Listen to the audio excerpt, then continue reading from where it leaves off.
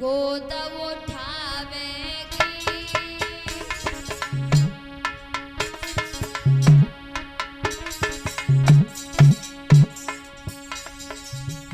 अरे एक एक आई बात मेरे ससुरे की पूछेगी। बोला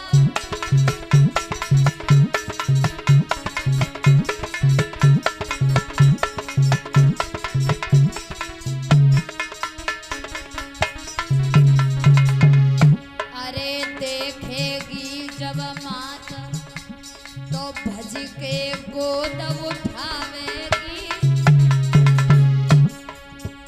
अरे एक एक आई बात मेरे ससुरे की पूछेगी।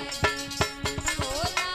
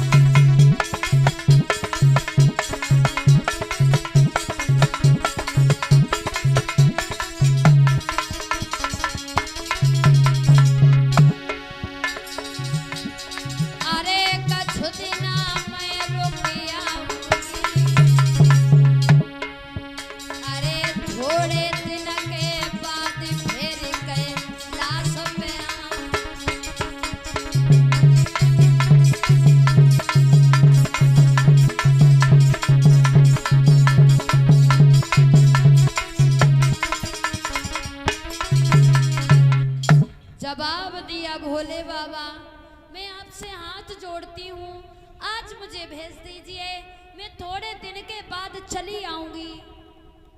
भैया आवाज बढ़ाओ ने साउंड की। उसी समय जवाब दिया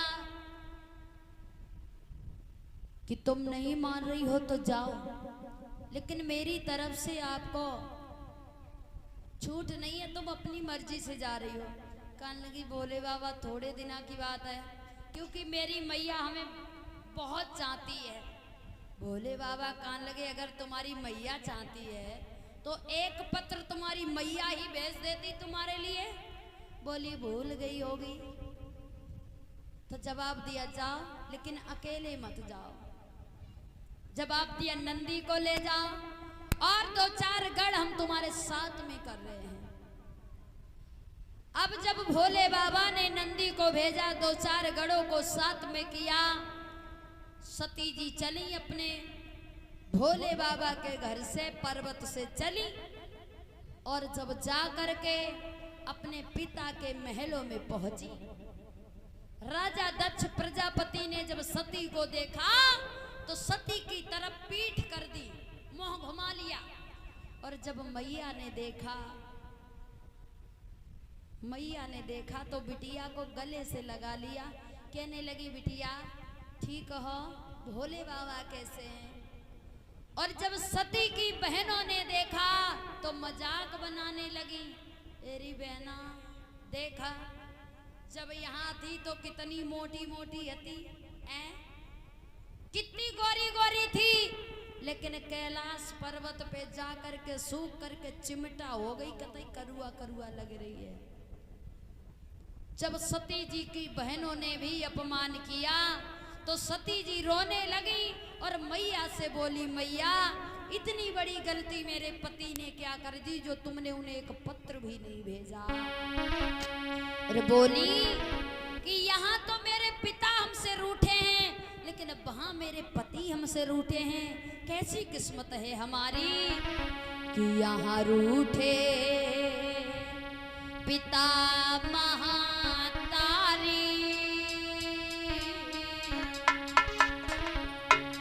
कि यहाँ रूठे पिता